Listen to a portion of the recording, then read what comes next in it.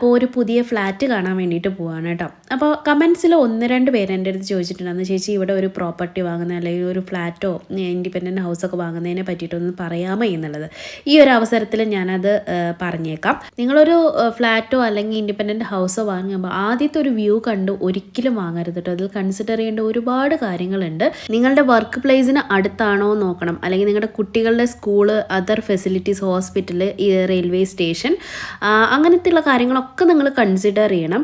അല്ലാന്നുണ്ടെങ്കിൽ നിങ്ങളിപ്പോൾ ഒരു വർക്ക് പ്ലേസിന് അടുത്തല്ല എന്നുണ്ടെങ്കിൽ നിങ്ങൾ ട്രാഫിക് ബ്ലോക്കിൽ കിടന്ന് ഇവിടെ മുടിയും. ഇവിടെ അങ്ങനെയാണ് ബ്ലോക്ക് കേട്ടോ. അതിന് മാത്രമുണ്ട്, മണിക്കൂറുകളോളം സ്പെൻഡ് ചെയ്തിട്ട് വേണ്ടി വരും നിങ്ങൾക്ക് വീട്ടിലോട്ട് വരാനും പോകാനും ഒക്കെ. ബിഫോർ ദാറ്റ് നിങ്ങളുടെ കയ്യിലുള്ള ബഡ്ജറ്റ് നിങ്ങൾ അത് നോക്കിയിട്ട് വേണം നിങ്ങൾ ലൊക്കേഷൻ തീരുമാനിക്കാനായിട്ട്. ഇപ്പം ബാംഗ്ലൂരിൻ്റെ ഔട്ട്സ്കേർട്ടൊക്കെ പോവുകയാണെങ്കിൽ നിങ്ങൾക്ക് കുറച്ച് വില കുറവിനൊക്കെ കിട്ടും. ഇപ്പോൾ KR പുരം അല്ലെങ്കിൽ വൈറ്റ് ഫീൽഡ് ഈ ഒക്കെ ഏരിയയിലൊക്കെ വീടൊക്കെ വാങ്ങിക്കണമെങ്കിൽ നിങ്ങൾ മിനിമം 1 കോടിയോ അല്ലെങ്കിൽ 1.5 കോടിയോ കയ്യിൽ വെച്ചിട്ട് വേണ്ടി വരും പറയാൻ. അല്ലെങ്കിൽ ഒരു ലോൺ ഫെസിലിറ്റി നിങ്ങൾക്ക് എടുക്കാനായിട്ടുള്ള സൗകര്യം ഉണ്ടായിരിക്കണം കേട്ടോ. ഇവിടെ അത്രയൊക്കെയാണ് റേഞ്ചിലാണ് വീടിനായാലും ഫ്ലാറ്റിനായാലും ഒക്കെ വില വരുന്നത്. പിന്നെ നല്ല ബിൽഡേഴ്സിൻ്റെ കൺസ്ട്രക്ഷൻ വർക്ക്സ് ഒക്കെ നടത്തുന്ന ആൾക്കാരൊക്കെ ആണെങ്കിൽ നന്നായിട്ട് കൂടും. ഇപ്പോൾ പ്രസ്റ്റീജ്, ശോഭ, ബ്രിഗേഡ് തുടങ്ങിയിട്ടുള്ള വലിയ വമ്പം പാർട്ടികളൊക്കെ ആണെങ്കിൽ 2 കോടി മിനിമം നോക്കേണ്ടി വരും കേട്ടോ കയ്യിൽ. അപ്പോൾ അതുകൊണ്ട് കൺസ്ട്രക്ഷൻ്റെ ക്വാളിറ്റി നിങ്ങൾ നോക്കുന്നുണ്ടെങ്കിൽ തീർച്ചയായിട്ടും ഇവരെയൊക്കെ നിങ്ങൾക്ക് കൺസിഡർ ചെയ്യാവുന്നതാണ്. ഇപ്പോൾ ലോകത്ത് ഇവർ മാത്രമല്ല കൺസ്ട്രക്ഷനിൽ ഇറങ്ങിയിട്ടുള്ളത്, ഒരുപാട് ആൾക്കാരുണ്ട്. പക്ഷേ നിങ്ങൾക്ക് അവരെ വിശ്വസിക്കാൻ പറ്റുന്ന ബിൽഡേഴ്സ് ആയിരിക്കണം എന്നുള്ളത് നിങ്ങൾ തീർച്ചയായിട്ടും ചെക്ക് ചെയ്യണം. അപ്പോൾ അവരുടെ മുന്നത്തെ പ്രീവിയസ് വർക്ക്സും അല്ലെങ്കിൽ നിങ്ങളുടെ അറിവിലുള്ള ആൾക്കാരൊക്കെ വാങ്ങിച്ചിട്ടുണ്ടെങ്കിൽ അവരായിട്ടൊക്കെ ഒരു സംഭാഷണമൊക്കെ നല്ലതായിരിക്കും. വാങ്ങിക്കുന്നതിന് മുന്നേ നിങ്ങൾ ലൊക്കേഷൻ തീരുമാനിക്കുമ്പോഴും കുറേ കാര്യങ്ങൾ നോക്കണം. നിങ്ങൾക്ക് പ്രോപ്പറായിട്ടുള്ള വാട്ടർ സപ്ലൈ ഉണ്ടോ എന്ന് നോക്കണം. ഇവിടെ കാവേരി വാട്ടറും കിട്ടും, പൈപ്പ് ലൈനും ഉണ്ട്. അപ്പോൾ അതൊക്കെ പ്രോപ്പറാണോ എന്നുള്ളത് ചെക്ക് ചെയ്യുക. ഈ വാട്ടറിൻ്റെ കാര്യം പറഞ്ഞപ്പോൾ ഒരു കാര്യം കൂടി പറഞ്ഞോട്ടെ. ഇവിടെ ഫ്ലഡ് പല സ്ഥലങ്ങളിലും വരാറുണ്ട്. മഴയൊന്ന് പെയ്താൽ മതി വെള്ളപ്പൊക്കം വരാനായിട്ട്. അപ്പോൾ അങ്ങനെയുള്ള ഏരിയാസ് ഉണ്ട് കേട്ടോ ഇവിടെ. ഇപ്പോൾ ഇലക്ട്രോണിക് സിറ്റി ആണെങ്കിലും ബെല്ലന്തൂരോ അല്ലെങ്കിൽ സർജാപൂർ തുടങ്ങിയ സ്ഥലങ്ങളിലൊക്കെ വെള്ളത്തിൻ്റെ കളിയാണ്. ഇപ്പോൾ ഇവിടെ നമുക്ക് KR പുരത്ത് അത്രയും പ്രശ്നമുണ്ടെന്ന് എനിക്ക് തോന്നുന്നില്ല. കമ്പാരിറ്റീവ്ലി ഗുഡാണെന്നേ ഞാൻ പറയുള്ളൂ. ഒരു വീട് എന്നൊക്കെ പറയുന്ന ഒരുപാട് പേരുടെ സ്വപ്നമാണ്. അപ്പം നമ്മൾ ഒരിക്കലും ഒരു ചതിക്കുഴിയിൽ പോയി പെടാതിരിക്കുക. നമ്മളറിയാത്തൊരു നാടാണ്. അപ്പോൾ നമ്മൾ ഇൻവെസ്റ്റ് ചെയ്യുമ്പോഴും ഒരുപാട് കാര്യങ്ങൾ, ഒരു ലീഗലി ആയിട്ടുള്ള കാര്യങ്ങളൊക്കെ നന്നായിട്ട് ചെക്ക് ചെയ്യുക. അപ്പോൾ ഈ ഡോക്യുമെൻറ്റ്സ് ചെക്ക് ചെയ്യാനൊക്കെ നിങ്ങൾക്ക് ഒരു ലോയറുടെ സഹായം തീർച്ചയായിട്ടും നിങ്ങൾ ചോദിക്കേണ്ടതാണ്. സ്വന്തമായിട്ടും ഒരു വെരിഫിക്കേഷനോ ഒരു കാര്യങ്ങളോ ഒന്നും ചെയ്യാണ്ടിരിക്കുക കേട്ടോ.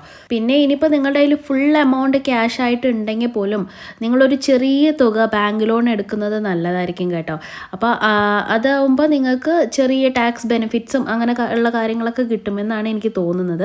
ഇതിനെപ്പറ്റി ആധികാരികമായിട്ട് സംസാരിക്കാനൊന്നും എനിക്കറിയില്ലെങ്കിലും എൻ്റെ കൊച്ചറിവിലുള്ള കാര്യങ്ങളാണ് ഞാൻ ഷെയർ ചെയ്യുന്നത്. എന്തെങ്കിലും തെറ്റുണ്ടെങ്കിൽ നിങ്ങൾ ക്ഷമിക്കുക കേട്ടോ. ഞാൻ ഇതിലൊരു എക്സ്പേർട്ടായിട്ടുള്ള ആളൊന്നല്ല.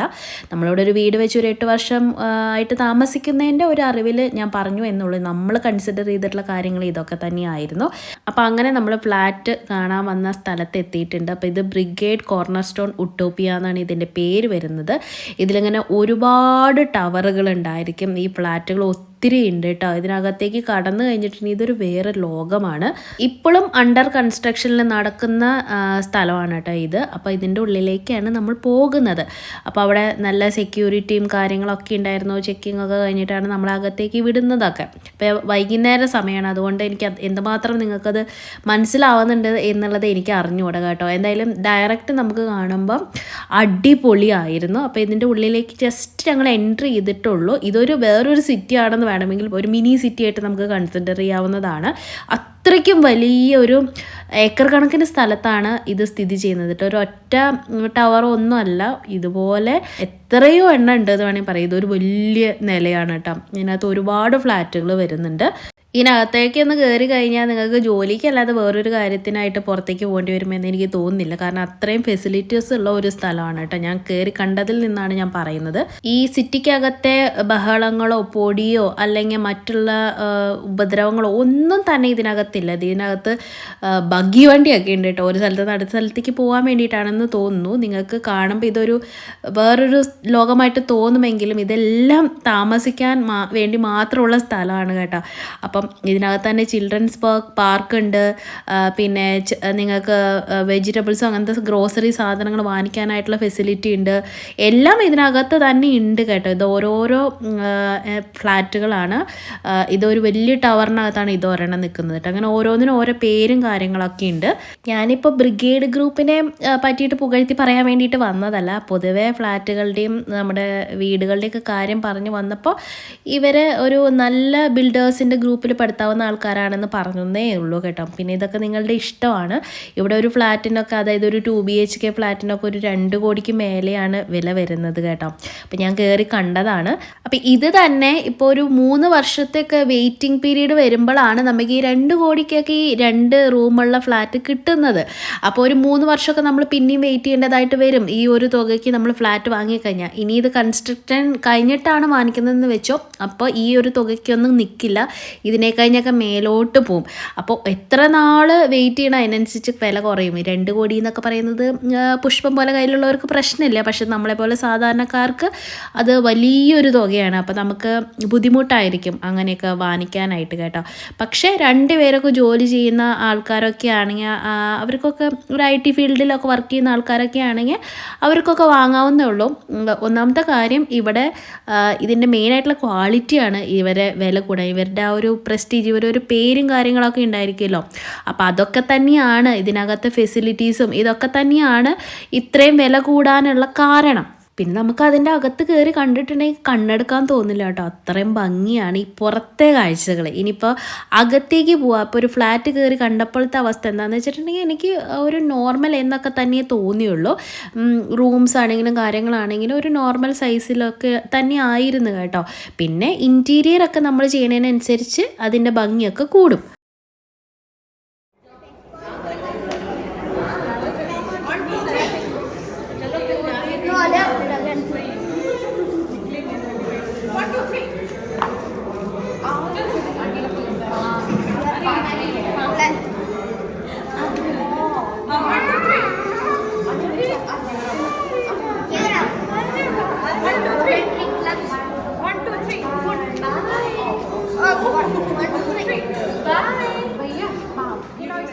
അപ്പം നമ്മുടെ ഫ്രണ്ട് ഇവിടെ ഒരു ഫ്ലാറ്റ് വാങ്ങിച്ചിട്ടുണ്ട് കേട്ടോ. അപ്പോൾ അവർ അതിൻ്റെ ഒരു ചെറിയ സെലിബ്രേഷൻ, ചെറിയൊരു പാർട്ടിയൊക്കെ ഫ്രണ്ട്സിന് വേണ്ടിയിട്ട് ഒരുക്കിയിരിക്കുന്നതാണ്. പ്ലസ് ഇവൻ്റെ ബർത്ത്ഡേ ആയിരുന്നു, അപ്പോൾ അതും കൂടി ഇതിൻ്റെ കൂടെ ഉണ്ട് കേട്ടോ. ഇന്നാണ് അവർ താമസം സ്റ്റാർട്ട് ചെയ്യുകയും ചെയ്തിരിക്കുന്നത് കേട്ടോ.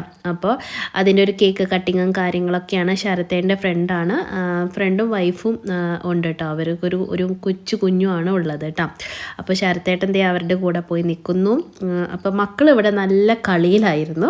ശരത്തേൻ്റെ മറ്റു കൂട്ടുകാരന്മാരും ശരത്തേൻ്റെ മറ്റു ഫ്രണ്ട്സും ഫാമിലിയൊക്കെ വന്നിട്ടുണ്ടായിരുന്നു കേട്ടോ. അപ്പോൾ അത് കാരണം കൊണ്ട് ഇവർക്ക് കളിക്കാനായിട്ട് ഇഷ്ടംപോലെ ആൾക്കാരുണ്ടായിരുന്നു. പിന്നെ അവരൊക്കെ ഇങ്ങനെ വർത്താനം പറയലും, ഭാര്യമാരൊക്കെ വേറെ സെപ്പറേറ്റ് ഇരുന്ന് വർത്താനം പറയുന്നു, കഴിക്കുന്നു. ഞാനും എൻ്റെ ഒരു ഫ്രണ്ടും കൂടിയിട്ടാണ് ഭക്ഷണം കഴിച്ചത് കേട്ടോ. അപ്പോൾ അങ്ങനെ ഞങ്ങൾ കഴിക്കലൊക്കെ കഴിഞ്ഞതിന് ശേഷം ശരത്തേട്ടൻ അവരുടെ ടീമായിട്ടൊക്കെയാണ് ഇരിക്കുന്നത്. അപ്പോൾ ഞങ്ങളിവിടെ കുട്ടികളെയും നോക്കിയിട്ട് ഇവരുടെ കൂടെ കളിച്ചൊക്കെ നിൽപ്പായിരുന്നു കേട്ടോ. ഇതെനിക്ക് തോന്നുന്നു വൈറ്റ് ഫീൽഡൊക്കെ കഴിഞ്ഞിട്ടുള്ള ഏതോ ഭാഗത്തൊക്കെയാണ് ഈ ഫ്ലാറ്റ് വരുന്നത്.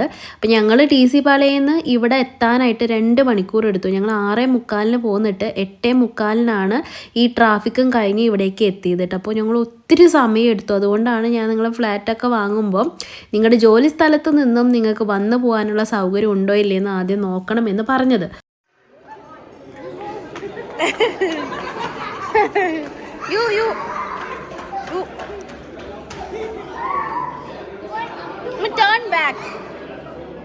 Turn back.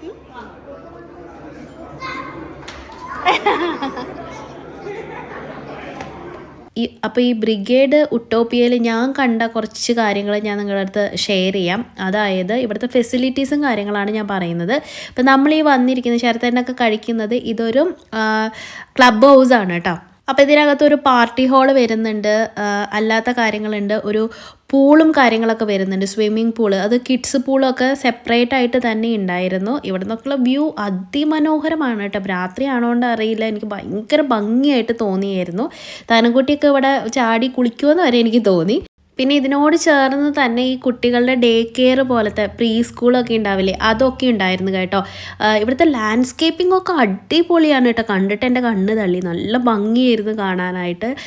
ഗാർഡൻ ഉണ്ട്, അതുപോലെ കിഡ്സ് പാർക്ക് ഉണ്ട്, പെറ്റ്സിന് വേണ്ടിയിട്ടുള്ള സെപ്പറേറ്റ് പാർക്കും കാര്യങ്ങളൊക്കെ ഉണ്ടായിരുന്നു. അതുകൊണ്ടാണ് ഞാൻ ലാൻഡ്സ്കേപ്പിംഗ് ഒക്കെ സൂപ്പറായിരുന്നു എന്ന് പറഞ്ഞത്. പിന്നെ ഈ സ്പോർട്സ് കോർട്ടുകൾ ഉണ്ടായിരിക്കില്ലേ, ഇപ്പം tennis court, basket ball court, അതൊക്കെ സെപ്പറേറ്റ് ആയിട്ട് ഉണ്ടായിരുന്നു. അതുപോലെ നിങ്ങൾക്ക് ജിമ്മിൻ്റെ ഫെസിലിറ്റിയും കാര്യങ്ങളൊക്കെ ഉണ്ട്.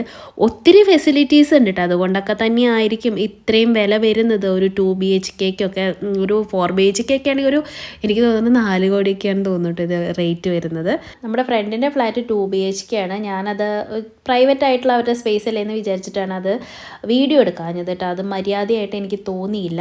അപ്പോൾ അവർ ഇൻറ്റീരിയറൊക്കെ സെപ്പറേറ്റ് ആണ് ചെയ്തിരിക്കുന്നത്. ഞാൻ കണ്ടപ്പോൾ എനിക്ക് നല്ല ഇഷ്ടപ്പെട്ടായിരുന്നു. പക്ഷേ ചേട്ടൻ പറയുന്നത് അവർക്ക് പറഞ്ഞതിനെ കഴിഞ്ഞ് 3 മാസം കൂടുതൽ എടുത്തിട്ടാണ് ഇൻറ്റീരിയർ കംപ്ലീറ്റ് ചെയ്തത്.